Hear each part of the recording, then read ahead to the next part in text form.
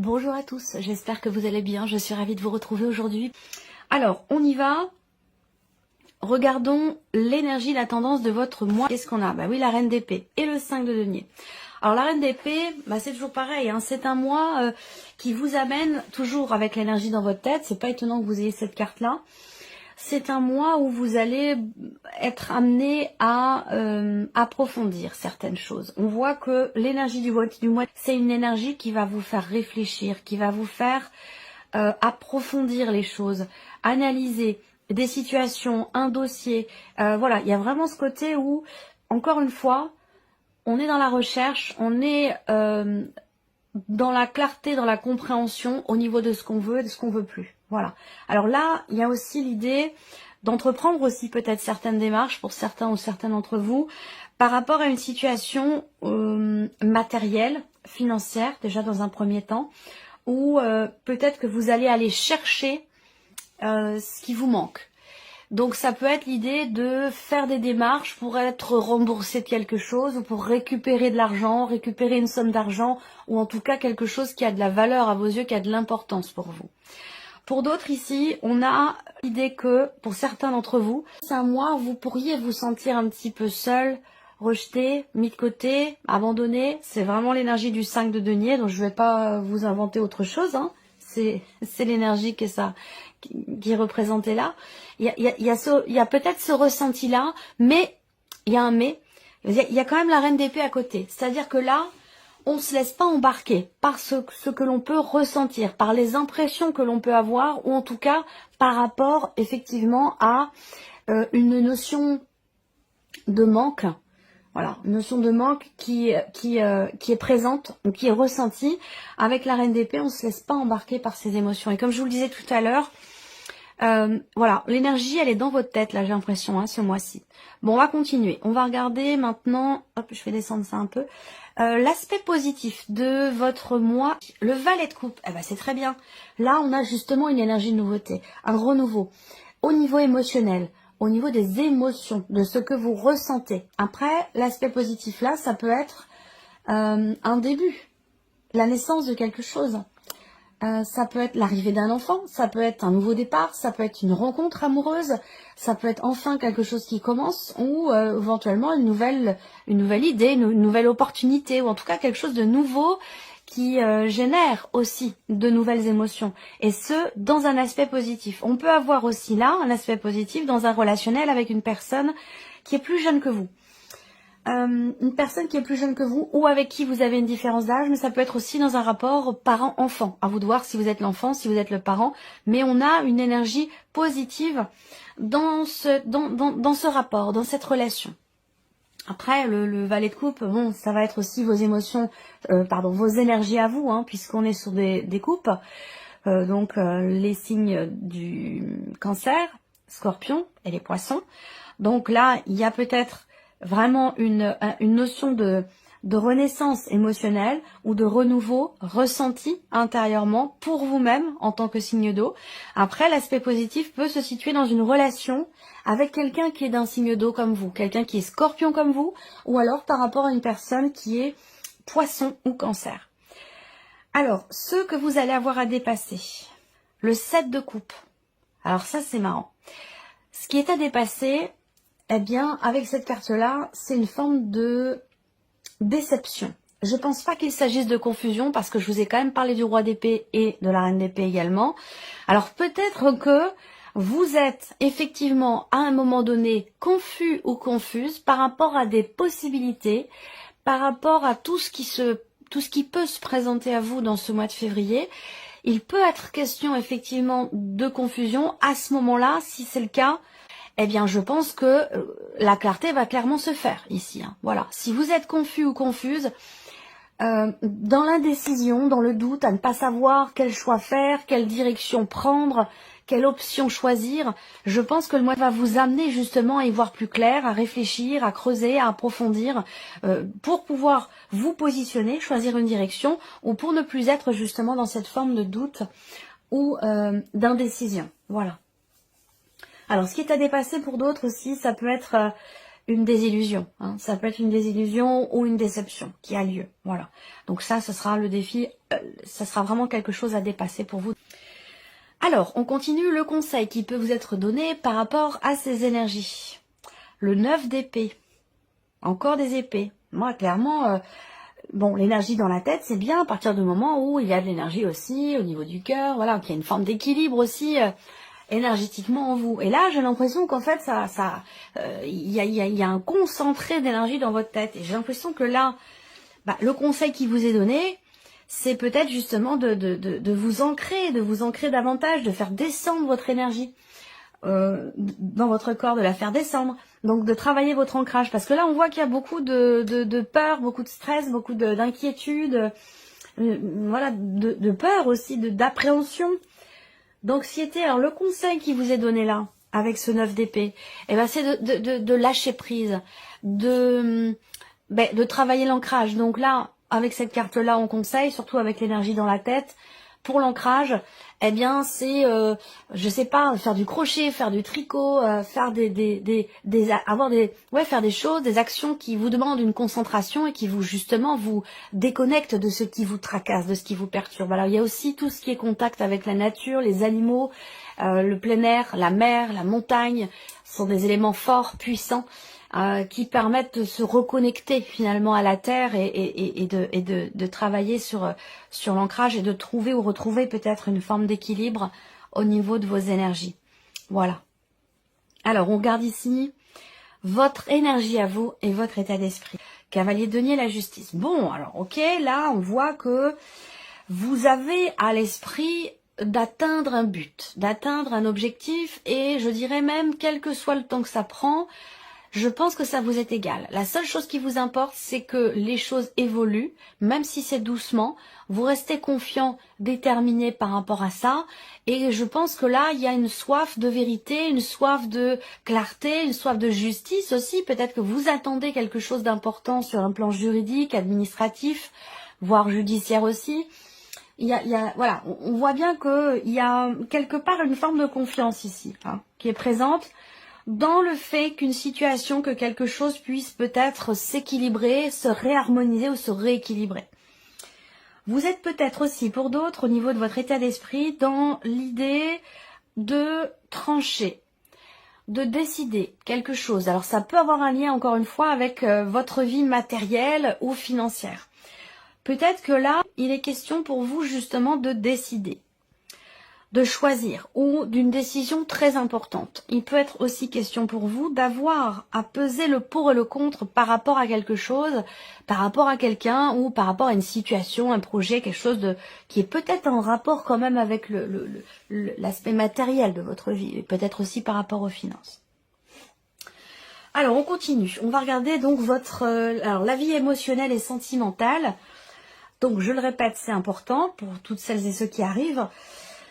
Cette partie-là va représenter d'une part ce que vous ressentez, ce qui se passe en vous émotionnellement. Bien sûr, pour beaucoup d'entre vous, ça va parler de votre vie amoureuse. Et puis pour d'autres, ça peut très bien parler d'une relation importante, qui est familiale ou qui est peut-être amicale. À vous de voir par rapport à votre vécu. Ne cherchez pas à ce que ça colle forcément à votre vie, à vos énergies, à votre vécu.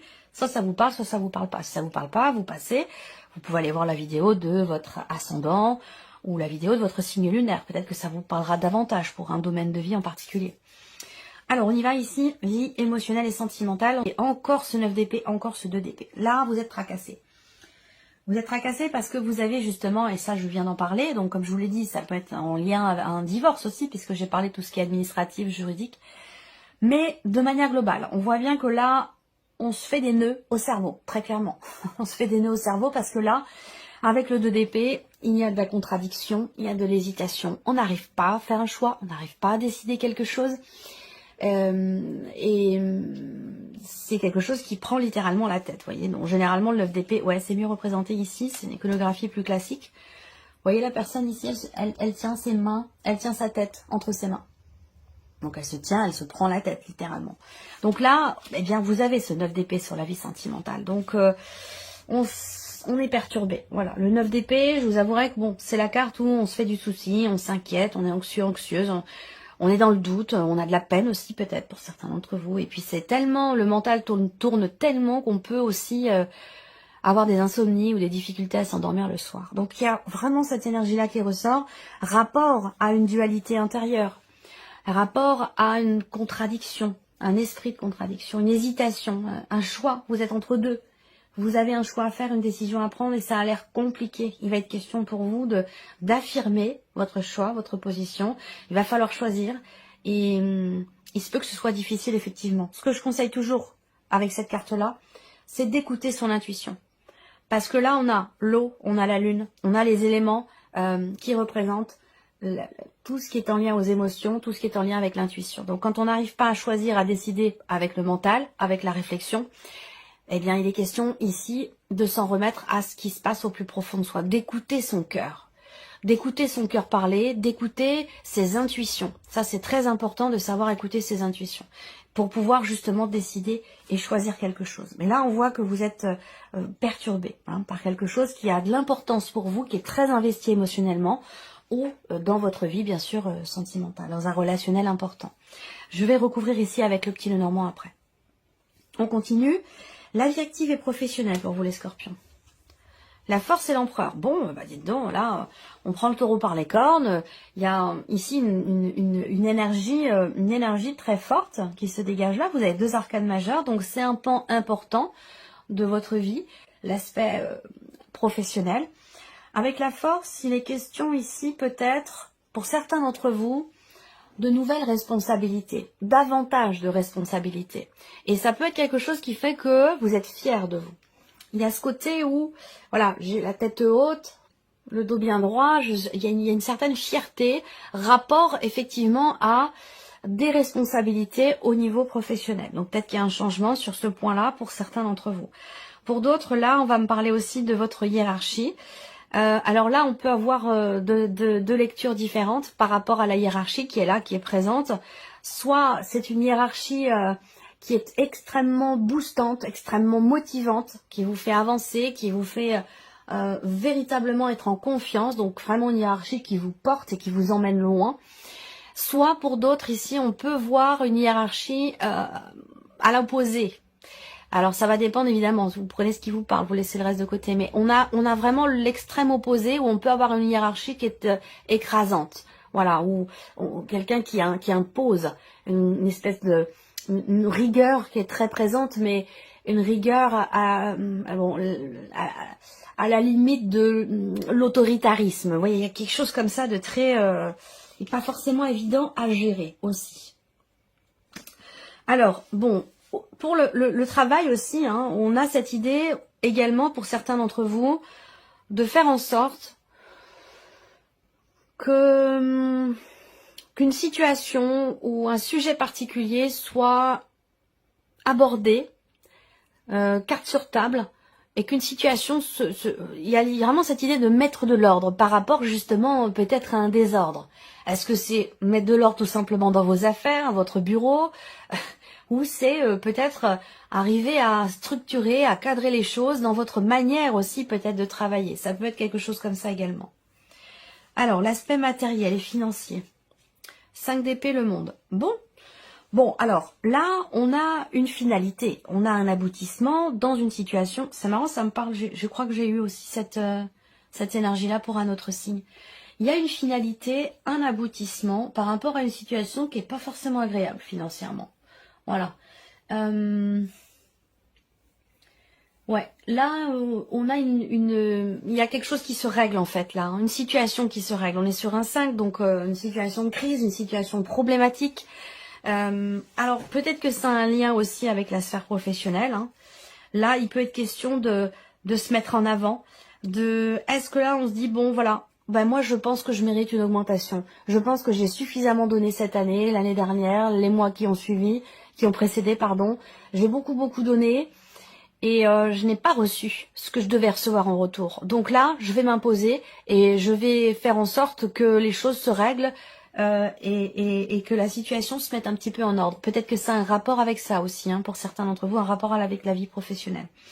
Là, de toute façon, financièrement parlant, avec le monde, ben on a ici un chapitre, quelque chose qui se termine. Donc ça peut être un dossier, une procédure, des démarches tout simplement administratives ou quelque chose qui a un rapport avec la banque aussi. Hein. Pour moi, on voit que ça a été compliqué. Ça a été avec le 5 d'épée, oui.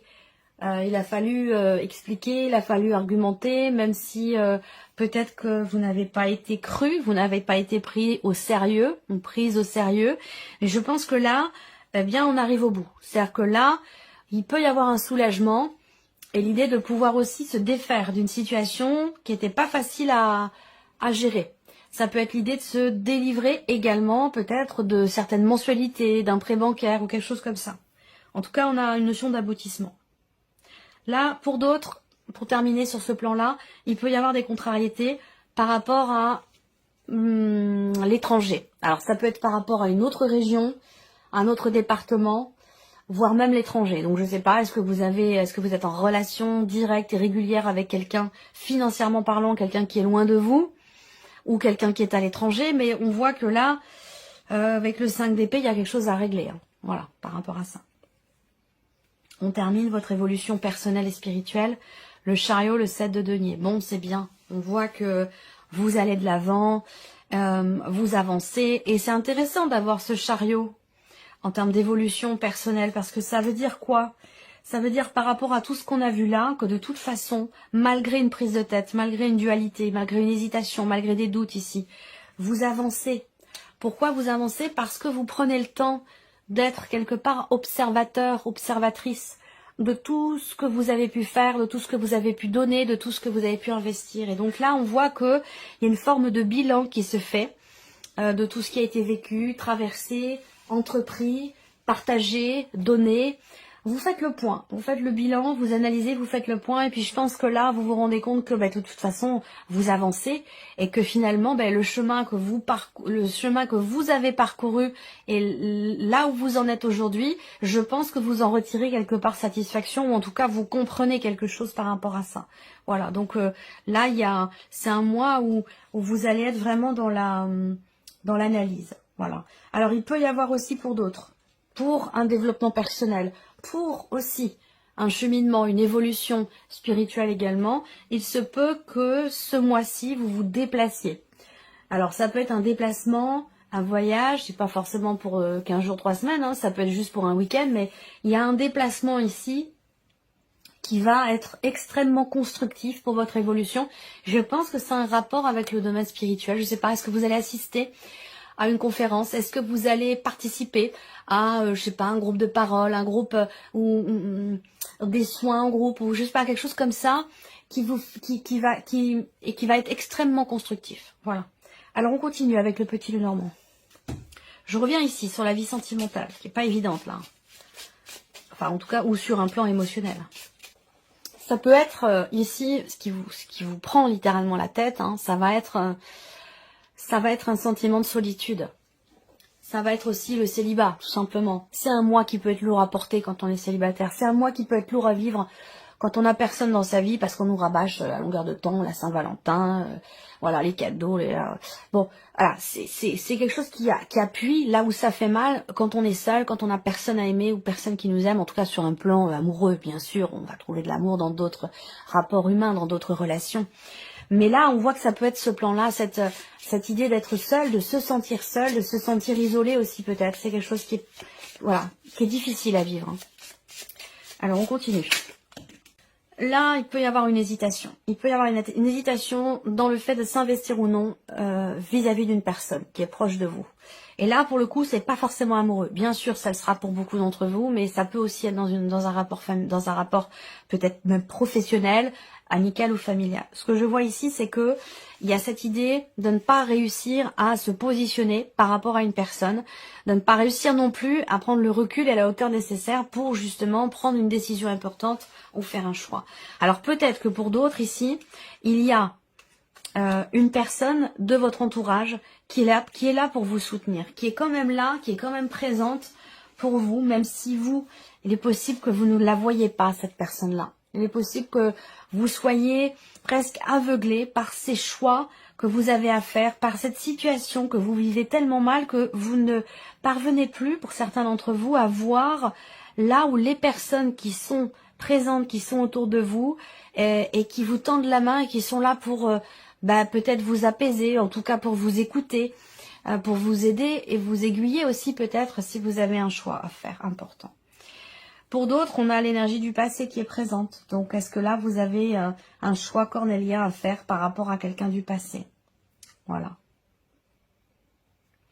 Il peut y avoir aussi une notion de recul, une notion d'isolement, d'éloignement dans un relationnel. Ça ne veut pas dire qu'il y a une séparation, mais c'est un mois où il peut y avoir là votre partenaire ou quelqu'un qui prend ses distances ou qui vous semble peut-être mettre des barrières aussi, c'est possible. Allez, on continue. Vie active et professionnelle. Ok, interaction sociale, professionnelle. C'est un mois professionnellement où il y a des opportunités qui vont se présenter à vous. Peut-être que là, vous allez retrouver confiance parce que justement, on va vous proposer quelque chose ou vous allez enfin trouver, je sais pas, un poste, une opportunité qui correspond à ce que vous attendiez. Donc voilà, on a un aspect positif là-dessus. Là, il y a un rendez-vous aussi pour d'autres. Peut-être qu'il y a un rendez-vous avec justement votre hiérarchie, dans l'optique éventuellement d'avoir davantage de responsabilités. Ça, c'est possible aussi. Si vous ne travaillez pas, là, on peut avoir des interactions sociales, parce que comme je le répète ici, cette partie-là, vie active et professionnelle. Donc, on va parler bien sûr de travail, mais pour ceux qui ne travaillent pas, qui sont à la retraite, ici, ça parlera de votre vie active, c'est-à-dire de ce que vous faites de vos journées. Je le précise souvent, mais on me pose encore des fois les questions en commentaire, et si on est retraité, et si on travaille pas. Ça reste ici, vos énergies, ça reste cette partie-là qui vous concerne. Donc là, au niveau des activités aussi, il y a peut-être l'idée de se prendre en main, de se reprendre en main. Donc peut-être là, reprendre le contrôle quelque part, reprendre la maîtrise de sa vie au travers d'activités et en se disant, mais voilà, c'est dans les interactions aussi sociales, dans les rapports humains que je vais pouvoir découvrir peut-être de nouvelles choses, de nouvelles activités. Il y a cette notion d'ouverture sociale qui est très importante et qui peut vous amener justement des petits bonheurs de la vie, des petites joies, ou qui peut vous amener aussi des opportunités. Ça peut être aussi ça. Alors, le plan matériel, on va regarder matériel et financier. On a bien ici la confirmation qui est là, qui arrive. Peut-être que vous allez recevoir un appel, un coup de fil, qui va venir vous confirmer que ça y est, c'est terminé, ça y est, c'est fini. Ou alors qui va venir vous confirmer quelque chose en rapport à une situation qui concerne l'étranger, une autre région, un autre domaine ou un autre pays. Là, bon, on voit qu'il est question peut-être de négocier. Là. Il peut être question de négociation dans laquelle, on peut avoir en face de soi quelqu'un qui est systématiquement dans la contradiction. Voilà, c'est-à-dire que vous dites noir, cette personne va dire blanc. Vous dites blanc, cette personne va vous dire noir 2 minutes après. On peut être dans cette énergie-là ici, donc il peut être question d'avoir à négocier. Il y a vraiment cette idée de se battre pour négocier quelque chose ici, pour régler les problématiques. Et je pense que effectivement ce sera le cas. Là, vous allez aussi, comme je vous le disais, recevoir un coup de fil qui va quand même vous confirmer quelque chose d'important, parce que ça vous fait clôturer un dossier, terminer quelque chose, reprendre votre liberté par rapport peut-être aussi à un crédit, des mensualités ou quelque chose comme ça, vous voyez. Je ressens les choses de cette manière-là. Allez, on termine pour vous. Évolution personnelle et spirituelle pour vous les scorpions. Là, ça touche à l'émotionnel, ça touche à quelque chose de très profond, ce que je vais vous dire. Ça vous concerne vous, mais ça peut aussi concerner un relationnel. En tout cas, ici, l'évolution elle est importante parce que il y a cette analyse qui vous permet de prendre un nouveau chemin, clairement. Mais par contre, il faut décider quelque chose pour ça. Il faut décider quelque chose pour ça. Il y a comme un déclic là. Il y a comme un déclic ou un événement déstabilisant. Un événement déstabilisant ou alors c'est un lien avec, par le passé, un événement traumatique. Je pense que c'est un mois où vous allez pouvoir peut-être prendre un tournant important par rapport à ça. Est-ce que c'est parce que vous travaillez sur vos émotions? Est-ce que c'est parce que vous... Ouais, il Ça peut être un travail que vous faites vous-même, ça peut être aussi un travail que vous faites avec quelqu'un que vous consultez. Quelqu'un qui travaille sur les peurs, quelqu'un qui travaille sur les émotions, comme ça, revenir... ouais, oh là là, ça peut être aussi l'hypnose régressive. Il y a tout ça là qui fait que il est question de se libérer. Il est question de se libérer, d'avancer par rapport à cet événement traumatique ici. Et je pense que là, ce mois-ci, c'est un mois où c'est un mois qui vous permet quelque part de... Vous savez, j'ai l'image de quelqu'un qui se retourne une dernière fois, ou qui regarde quelque chose en sachant que c'est la dernière fois qu'on regarde ce quelque chose. Ça peut être un paysage, ça peut être un lieu, ça peut être une personne. Vous savez, on observe comme ça en conscience, en sachant pertinemment que voilà, c'est la dernière.